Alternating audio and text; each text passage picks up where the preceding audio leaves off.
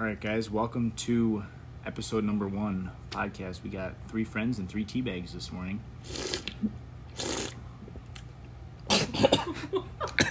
Sorry, guys. Bubs is slurping down a sleepy time tea. It's not actually the morning. It is pretty late here. But we're gonna go over a couple topics today. Nothing crazy, nothing too special. First question, we're going to jump right into it, is what makes something right or wrong, and are morals universal or culturally relative? And we're going to go to Bubs on this one. Bubs is prepared for this question. Yeah, I said morals are universal, which means that they don't change, they're not relative, that they're the same for every person. I think there's a lot of problems with relative morals.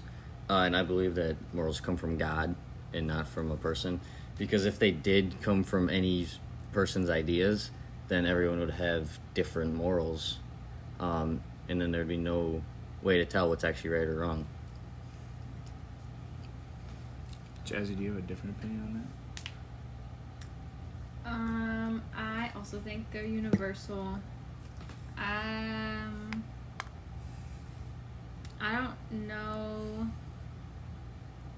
how much I would involve God in it, just because I don't know, it's not what I've ever learned it from, so I'm not educated enough on that. But I do believe that they're universal for the same reasons, just because not everyone can choose what's right or wrong. So if those don't come from God, then where do they come from if there is a set of morals? Yeah, I have no clue. So they come from somewhere, but you're not sure where they come from. Yeah, because, I don't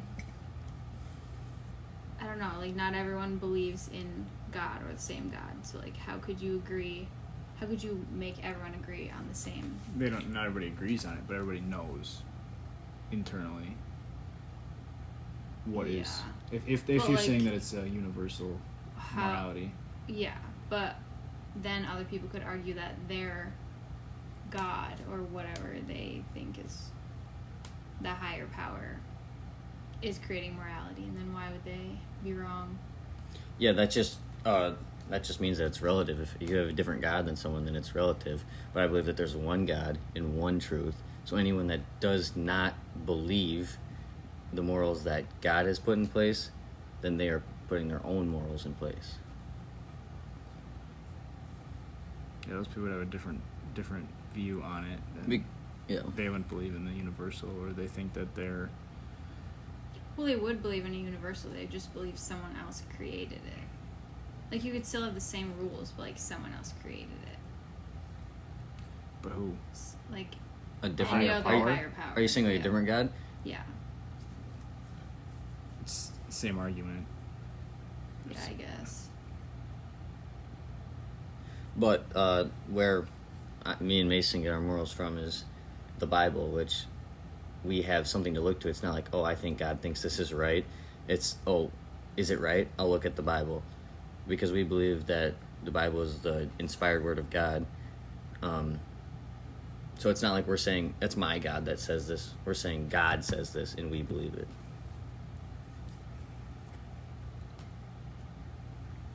Yeah, that one is...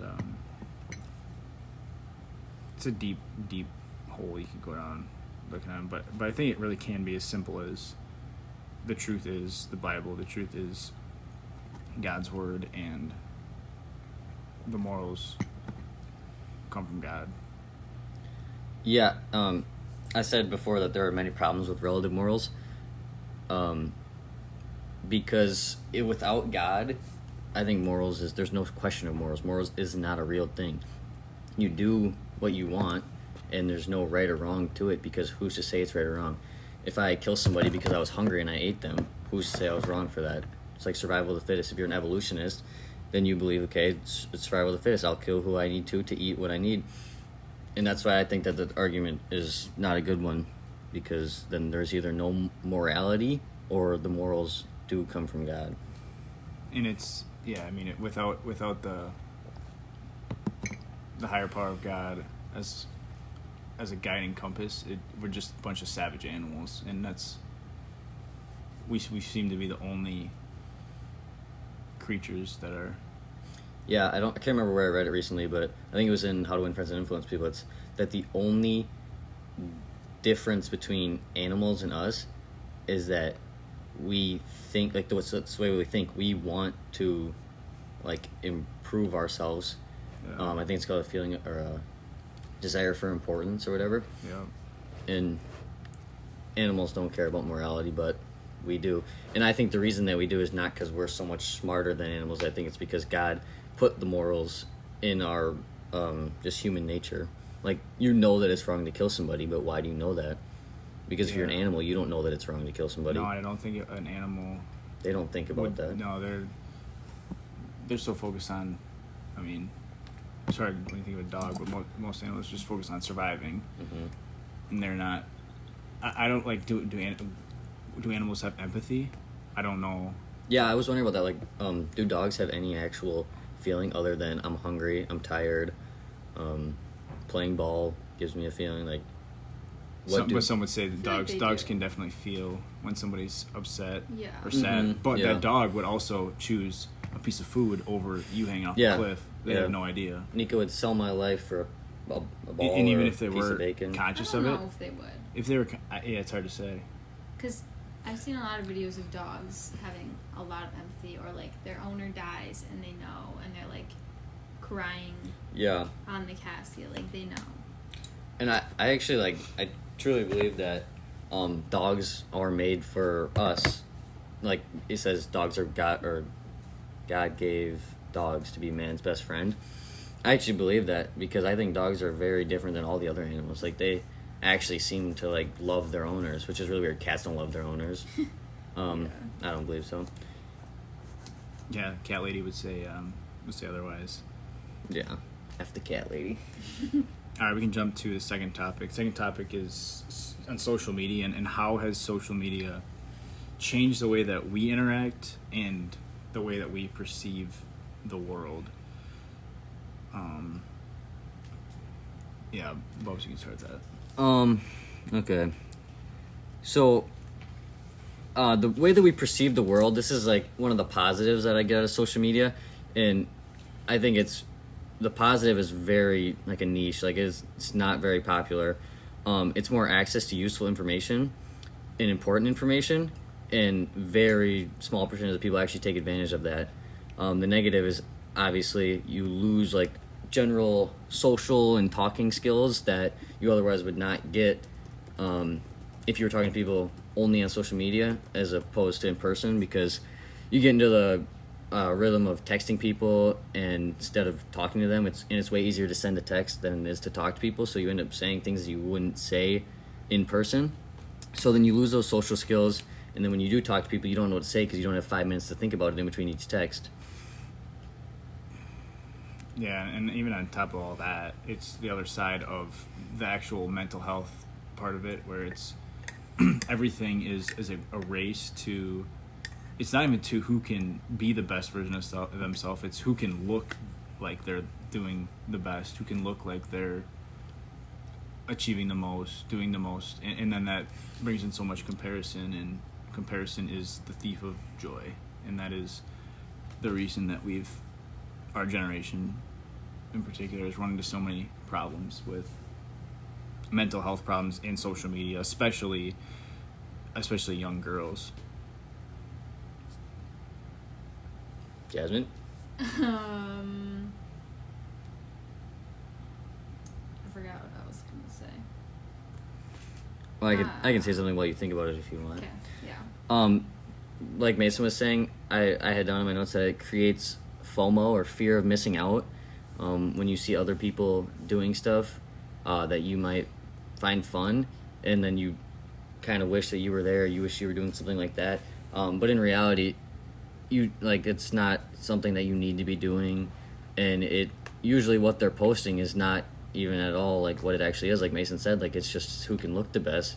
They might show that they're out having fun at a party or something, and in reality they just took a picture and that's all they did. Yeah, and even people like change the way that they, and this is human nature, but like somebody they're more worried about what they're gonna wear, so that they can look, or what they're gonna wear to dinner, so they can take pictures for their Instagram, rather than really just worrying about who's gonna be there, what are we gonna talk about, how can I get the most out of this time with these people, and it's always just, I mean, it's hard not to get caught up in that, but I think that people would really benefit from just slowing down and enjoying those small things instead of worrying about. Do you remember? No, I didn't remember, but with going along with that, I think that, I mean, I agree with that, and I think that a lot of focus on like any sort of event is always making it look fun for other people and making yourself look good, instead of like actually taking in the moment and enjoying it and like being present with the people. Instead, a lot of people like go to their phones to talk to people outside the group that aren't there, to like portray that it's so fun. Yeah. And then that also makes other people feel left out a lot, because in a lot of circumstances, like, people will purposely exclude people, and then they'll post stuff to make them feel bad, when if there was not social media, that would never be as big of a problem. Yeah, I think that all of that comes down to one simple thing, and it's caring what other people think. And obviously that's a understandable thing to a certain point. Like, you don't want to be seen as a bad person, but people obviously take it way too far. They care what other people think about what clothes they're wearing, who they're with, what they're doing, all the time. And it's really unnecessary, because in reality, people don't care what you're doing. And if they do, then they aren't worthy to be caring what you're doing, because why do you care what other people are doing? If this was before social media, people would go out, hang out with their friends, and never tell anybody about it, and they'd feel fine about it. But now that you can post about it, people go hang out with their friends to post about it. Yeah, and all the little things that go along with social media, like number of followers, who's following who, how many, what is your followers to following ratio, like the little things that really just don't mean anything in the real world. They just don't matter. And I think it's just taking a step back and really thinking about, like, what are we doing this for, and why? Because it all can be seen as silly, but it's also people's their lives. They get consumed by it. Yeah, everything is revolved around that, and people, those people that spend their lives on their phone, on social media, don't know what it's like to put it down and step away from it. Yeah, and usually the people that are like portraying, like, super active on social media and are portraying that they have like the perfect happy life with the best friends and the best relationship and the best family, are usually like not as happy as they're portraying, and are usually the opposite. And to go back to what Maddox was saying about caring what other people think, in comparison with relationships, I think that a big problem is, like, people will post the best things that their boyfriend or girlfriend do, like, oh, they always bring me flowers every time I, like, I don't know, get an A in a class or something. And then, like, you'll see that video and you'll be like, oh my gosh, like, my boyfriend or girlfriend never does that for me, but they do a bunch of other stuff for you that that person's significant other might not do.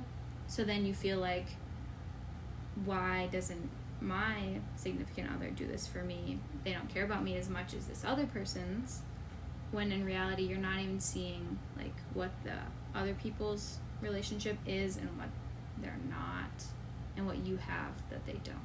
Yeah, I call them Tik-Tok relationships. Like, it's the people who on social media have their lives figured out, they have their relationship figured out, but then they turn the camera off and they're arguing with each other. They don't have any real deep conversations, and it's more focused on what do these people think about us? Do they think that we're gonna make it? And it's something that we've like ran into, and it's hard not to compare yourself or your own relationship, but you really just have to decide what is important and step outside of those things and have the conversations that matter, that are not this person did this for them.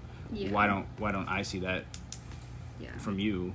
Yeah, you just need to appreciate your partner for who they are, and decide, social media takes that away. And decide what you really want out of each other and out of a relationship, and have those conversations rather than, why don't you do what I saw on TikTok?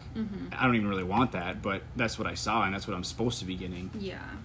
Bubs, go ahead. Yeah, I think what you're talking about comes down to, like, you don't get them flowers because they want the flowers. You get them flowers because you want to show them appreciation or love for them.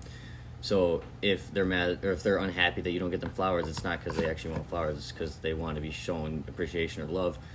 So then that's something that you should talk to them personally about and not just wish that they would do that. And like Jasmine was saying, is that the people that look the happiest on social media are usually not. And I agree. And then I would also argue that the people that you don't see on social media are the happiest. They have nothing to worry about. They have nothing to prove to people. And then the other thing I want to talk about to bring up is, why does someone even have social media? If you're trying to influence other people, that makes sense. If you're trying to connect with other people because you want friends or a relationship, that makes sense. But if you have a relationship and you're not trying to influence people and you don't really have a reason to post on social media, then, like, what is your actual reason for posting?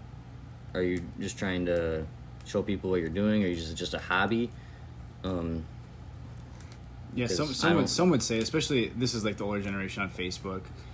Some people definitely do use it as like this is what we're doing, this is what the family's doing, but there's always a sense of, I want this one person to see this. It's really hard not to be like that. I just want to show people what we're doing. Yeah, it's hard not to, and everybody falls into it. It's a temptation. And just going back to what Jazzy was talking about we were talking about with the flowers, and like I've seen both sides of that. I've been on both sides of, like, I want to do this so that it gets seen or that it gets posted, and then it's just like I want to do this because I really want to do this for them, and not ever, like, I'm never even crossing my mind like this is going to get posted or this could get posted.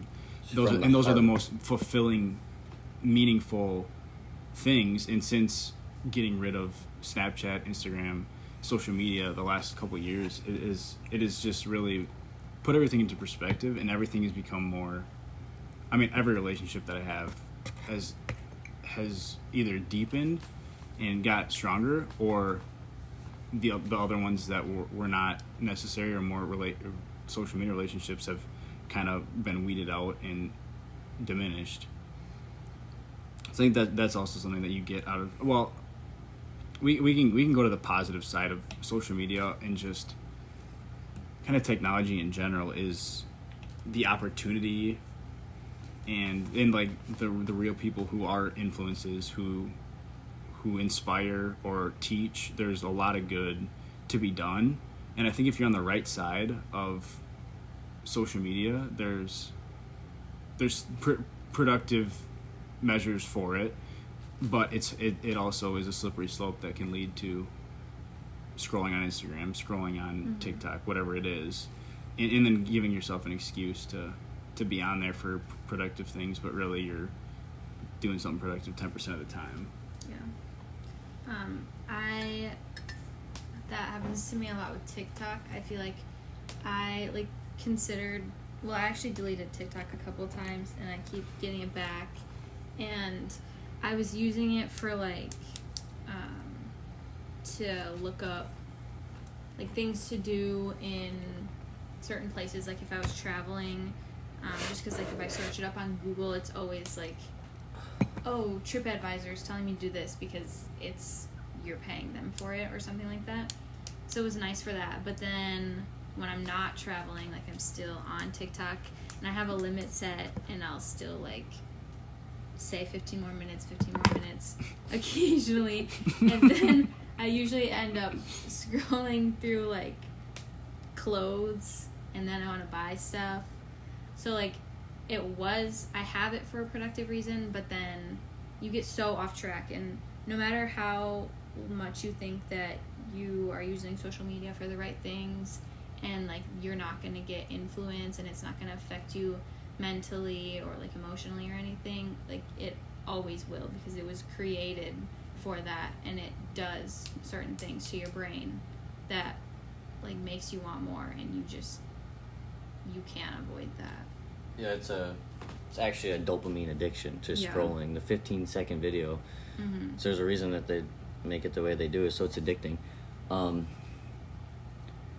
One thing that I wanted to bring up is, like, if I had a family and I was set in life and I didn't want to, like, use social media as an influence, I don't see any good reason for it. I think it's a time sucker. Mm-hmm. If you're not using it to learn, then there's no point of it. And there's a difference between productive social media, and just productive technology. Like there's plenty definitely. to do on, and I wouldn't consider YouTube social media, but YouTube can be consuming, and it has shorts that you can scroll on and videos you can get sucked into. But there's tools like that are not social media that I would recommend someone, especially that people that have got sucked so far in, just stepping back and using those things in different ways other than social media. There's even ChatGPT is something you can just sit down and ask a question to or learn something from. Mm-hmm. That's technology, but it's not social media. You're not going to get pulled into that like you would in YouTube or whatever else it may be. Yeah, I think anything that has short form videos, very little good from it. So easy to scroll. Mm-hmm. But then long form videos, I think it's actually a good thing. Like if you can sit down and watch an hour video, I think that's a good trait to have, is being able to focus for an hour on one single topic, because it's the opposite of what the short form teaches you. It teaches you to get a dopamine fix as fast as you can and then see the next video. Like Alex Ramosi posts hour-long YouTube videos. Like if you can sit down and watch those, that's especially something that's not like entertaining, a hyper entertaining thing, like a Mr. Beast video that's like supposed to keep you sucked in every 10 seconds. Like a but boring, something that is talking, slow. Something that's going to make you better, that's not exactly fun to watch when you know that there's better things, not better, but more dopamine. Yeah, and Bob and I were talking about that yesterday, that it's our generation is so addicted to dopamine, and everything that we've done for so long since being little iPad kids has been dopamine, and getting the little hits of dopamine that just sucked in, whether it's really just social media, little games or videos. And all right, we're gonna move on to the next topic here. Last topic of the night is generational differences, and this can kind of tie into some social media stuff, but how do different generations view the world differently, and what can we learn from each other, what can we learn from the generations before us, and what can they, if anything, learn from us? Bubs, you got notes on this one? Yeah. So I think the older generation, as far as I know, views our generation as very lazy, dependent on their phones. So you're always on that dang phone. Your back hurts because of that dang phone. But I think that that's obviously the majority, but the majority are always going to be those kind of people. And I think the good parts of our generation are the people who will use social media to get to those people like Andy Frisilla, Alex Ramosi, just all those people that are like trying to make people better, and use those, which obviously the old people, they had to go to the library and buy a book on how to win friends and influence people, but now you can find so many different ways to learn. And then I'm not really sure what to say about how the younger generation views the older, but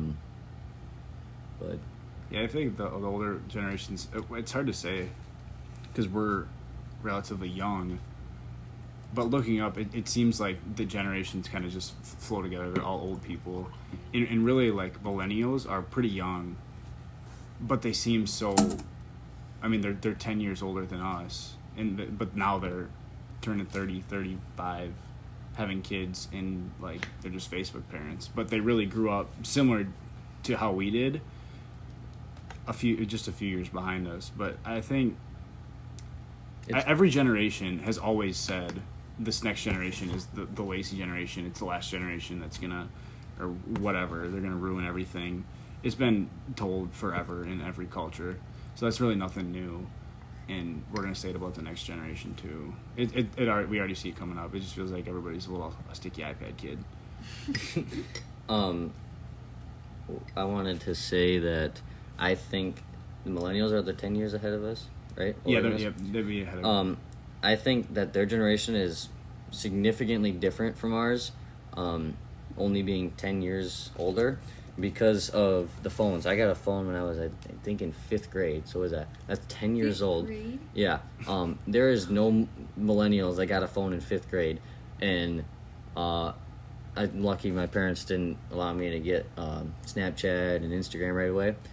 Because if I did, and then they got out those short form videos, I would have been sucked in since I was been in 5th grade. And that doesn't happen to the millennials, so they got on it when they were older and a little more mature. So I bet that their addiction to it is a lot less than whatever generation we are.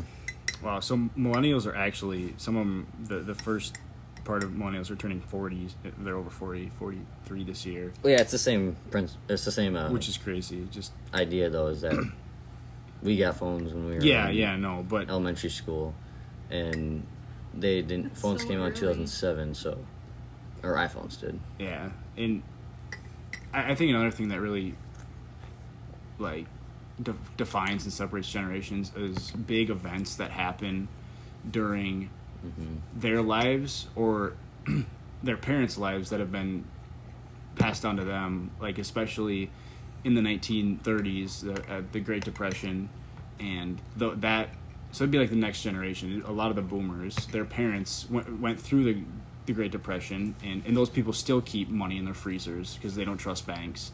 And there's just different events that happens with every generation, and who knows what ours will be or what the next thing will be that makes us different.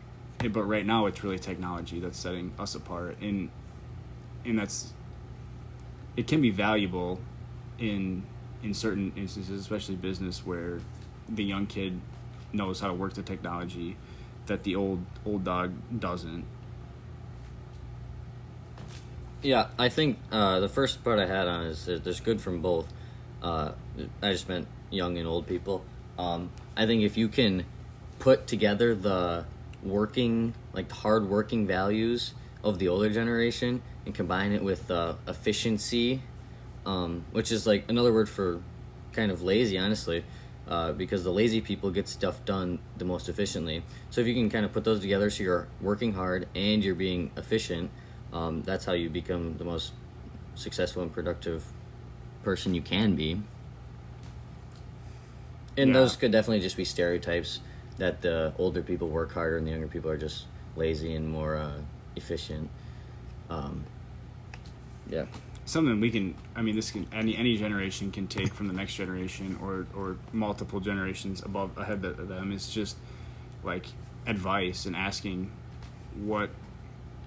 really just talking to different generations, like conversation across, understanding what makes them the way they are, and then asking them why, and what would you have done different in life? What was something that happened in your life that you wish would have went a different way? And then you learn a lot. I've learned so much about different people just asking about their life or their like previous marriages, and you learn a lot of lessons and understand what makes people the way they are, and then you can kind of tie that back to generation and how people were born or how people were raised and grew up. You got anything on this one, Jazzy? Not really. I was thinking about just what you were saying about everyone living through different things, and I don't know, I agreed with what you said about like asking for advice or just like taking certain things out of people's lives. Like we were all raised differently generation to generation. Our parents taught us different things. Our parents valued different things and know like values are better than others, but some just aren't instilled as hard in other generations. So if you were to like talk to multiple generations, you could get all those values, and you could like look up to those people and